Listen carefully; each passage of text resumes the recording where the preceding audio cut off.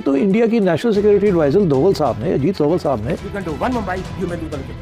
तो हम बलूचिस्तान को अलग कराएंगे और ये बड़ा पुराना मंसूबा है। सुना दे। India is organizing and supporting. दोस्तों, स्क्रीन पर जो आप ये तस्वीर देख रहे हैं, ये बलूचिस्तान की आजादी का जश्न है। बलूचिस्तान की लीडर्स की तरफ से भारत को धन्यवाद किया जा रहा है। वहां के लोगों की तरफ से भारत और बलूचिस्तान की दोस्ती की बातें कही जा रही है और भारत को कहा जा रहा है कि भारत पहला देश बने जो कि बलूचिस्तान को रिकॉग्नाइज करे।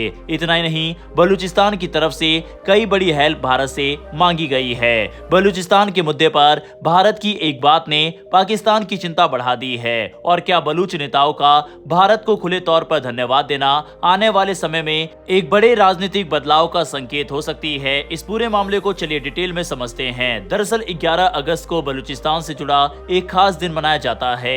बलूच राष्ट्रवादी और अलगावादी समूह इस दिन को अपना स्वतंत्रता दिवस के रूप में देखते हैं। इस दौरान पाकिस्तान के खिलाफ विरोध और आजादी की मांग को लेकर कई तरह की गतिविधियां सामने आती है, लेकिन इस बार बलूचिस्तान ने 11 अगस्त को अपनी आजादी की घोषणा कर दी। इस साल भी बलूचिस्तान का मुद्दा चर्चा में रहा, लेकिन इस बार भारत का नाम भी इस चर्चा के केंद्र में आ गया। मामला तब ज्यादा चर्चा में आया जब बलूच नेता मीर यार बलोच ने सोशल मीडिया प्लेटफॉर्म एक्स पर भारत को धन्यवाद दिया। उन्होंने कहा कि भारतीय मीडिया और भारत के विदेश मंत्रालय ने बलूचिस्तान में मानव अधिकारों से जुड़े मुद्दों को दुनिया के सामने रखने में भूमिका निभाई है। उन्होंने भारत के उस रुख की भी तारीफ की जिसमें मानव अधिकारों के उल्लंघन पर चिंता जताई जाती है। अब सवाल है कि भारत ने ऐसा क्या कहा जिसे बलूच नेताओं ने इतना महत्वपूर्ण माना। दरअसल भारत के विदेश मंत्रालय के प्रवक्ता रणधीर जायसवाल से जब पाकिस्तान में मानव अधिकारों के मुद्दे पर सवाल पूछा गया तो उन्होंने कहा कि दुनिया में होने वाली घटनाओं पर भारत करीब से नजर रखता है। उन्होंने पाकिस्तान के कब्जे वाले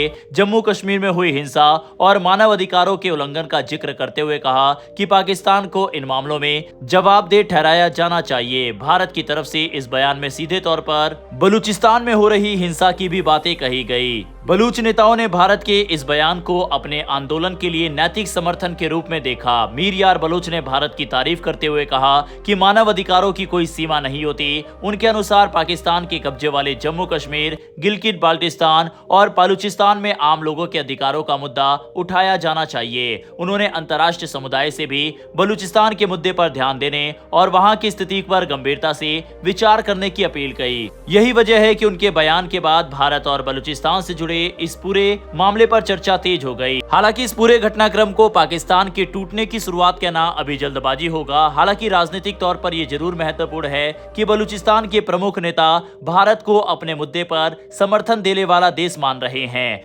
पाकिस्तान के लिए ये इसलिए भी चिंता की बात हो सकती है क्योंकि बलूचिस्तान पहले से ही सुरक्षा और राजनीतिक समस्याओं से जूझ रहा है। बलूचिस्तान पाकिस्तान का सबसे बड़ा प्रांत है और प्राकृतिक संसाधनों के मामले में भी काफी महत्वपूर्ण है। इसके बावजूद वहां के कई स्थानीय समूह लंबे समय से ये आरोप लगाते रहे हैं कि उन्हें उनके संसाधनों और राजनीतिक अधिकारों का पूरा फायदा नहीं मिलता।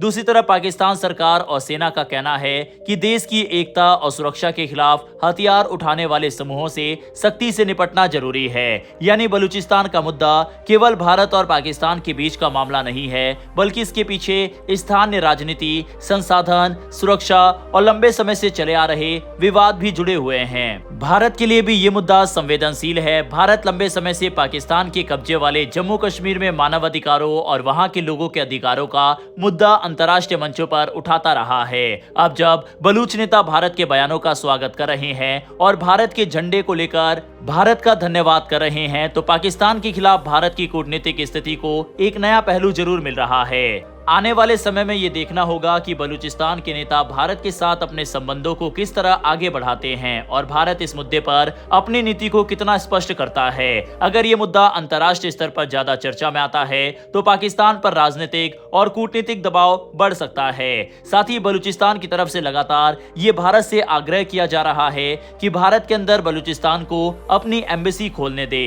यानी अगर भारत बलूचिस्तान को आजाद देश अभी घोषित नहीं कर सकता तो कम से कम भारत के अंदर एम्बेसी खोलने की परमिशन दे। हालांकि भारत की तरफ से अभी इस पर कोई भी बयान या टिप्पणी नहीं की गई है। बहरहाल इस पूरे मुद्दे पर अपनी राय कमेंट बॉक्स में लिखकर बताइएगा। फिर मिलेंगे ऐसी एक नई वीडियो के साथ। धन्यवाद। जय हिंद, जय भारत।